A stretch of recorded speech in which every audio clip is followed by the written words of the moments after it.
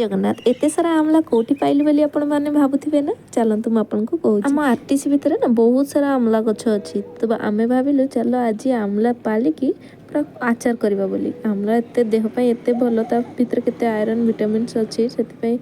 आउ एरा पड़ी पड़ी नष्ट भी हो जाଉଛି ସେଥିପାଇଁ ଆମେ ସମସ୍ତେ ପଳେଇଲୁ ସମସ୍ତେ କହିଲେ ମୁଁ ମୋ ଫ୍ରେଣ୍ଡ ଆଉ ତାଙ୍କ ହଜବେଣ୍ଡ ମିଶିକି ଯାଇଥିଲୁ ଆମ୍ଲାପାଲି ଆଉ ମୋ ଫ୍ରେଣ୍ଡଙ୍କ ହଜବେଣ୍ଡ ଗଛ ଉପରକୁ ଉଠିଥିଲେ ଆଉ ଆମେ ଦି ଜଣ ତଳେ ଗୋଟଉଥିଲୁ ଯେତେ ସବୁ ଆମ୍ଲା ପୁରା ଦେଖାଯାଉଛି ନା ପୁରା ଅଙ୍ଗୁର ପରିକା ଦେଖାଯାଉଥାଏ ଗଛ ଉପରୁ ଯଦି ଆପଣ ପାଖରୁ ଦେଖିବେ ନା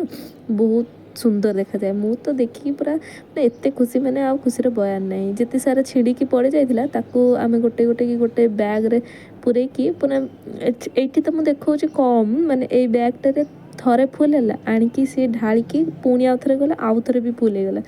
ଲାଷ୍ଟରେ ଯେତେବେଳେ ସିଏ ଯାଇଥିଲେ ଘରକୁ ଥରେ ରଖିକି ଆସିବା ପାଇଁ ସେତେବେଳେ ଆମେ ଗୋଟେ ଜାଗାରେ ଗଦା କରିଥିଲୁ ଆଉ ଏଇ ଡାଳ ଗୁଡ଼ାକୁ ଦେଖନ୍ତୁ ମୁଁ ରଖିଛି ଫଟୋ କ୍ଲିକ୍ କରିବି ବୋଲି ଫାର୍ଷ୍ଟ ଟାଇମ୍ ମୁଁ ଏମିତି ଆମ୍ଲା ପାଳିବା ପାଇଁ ଆସିଛି ବହୁତ ମଜା ଲାଗୁଛି ହେଲେ ଗେମ୍କୁ ଦେଖୁନାହାନ୍ତି ଡାଳ ପତ୍ର ଧରିକି ଭିଡ଼ିଓ ବନେଇବାରେ ଲାଗିଛନ୍ତି ଆଉ ମୋତେ ବି ଗୋଟେ ବଡ଼ ଡାଳଟା ମିଳିଯାଇଥିଲା ତ ମାନେ ମୋଠୁ ହାଇଟ୍ ଉଚ୍ଚା ଆଉ ଆମ୍ଲାକୁ କେମିତି ଆଚାର ବନେଇଲି ସେଇଟା ଆପଣ ନେକ୍ସଟ ପାର୍ଟରେ ଦେଖିପାରିବେ ସେଥିପାଇଁ ଆପଣ ମୋ ଚ୍ୟାନେଲକୁ ସବସ୍କ୍ରାଇବ୍ କରିନିଅନ୍ତୁ ବାଏ।